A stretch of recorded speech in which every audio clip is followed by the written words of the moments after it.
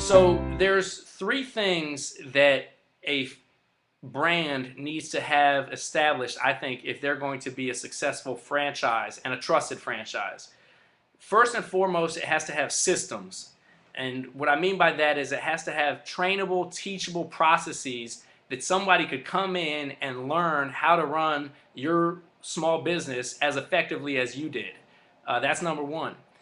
Number two, it has to be profitable. It has to be able to have a return on investment so that if somebody buys the franchise, they can go out and make an honest living running that business.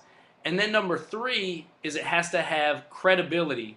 And the best way to get credibility and be recognized as a credible brand is through mainstream media. To get articles written up about your business, not as an advertisement, but as a actual media story. And that is an approach that has really benefited our brand. When we were about 3 months into the business, the Washington Post saw one of our signs on the side of the road. They thought it was a funny name. They called the 800 number to learn more, and they came out and they did a whole Metro section article about college hunks hauling junk and two high school buddies who started a business in college and then launched it after they graduated on a full scale. And that press clipping, to this day, people still tell us that they heard about us from a Washington Post article 7 years ago.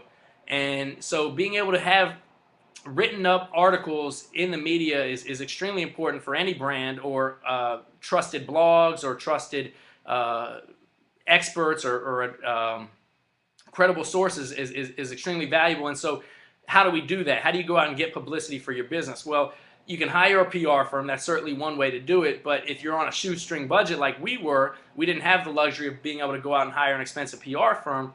We would just call the reporters or journalists ourselves, and we would say, hey, do you have a couple minutes? I think I've got a great story for you. What are you working on right now? What angles are you trying to report on? And then we would tell them what stories we thought were worth telling. And just like if you're pitching a product or a service to someone, they might not buy it today the first time you call them. The media isn't going to just tell your story when you pick up the phone and say, hey, I've got a cool story. Do you want to write about it?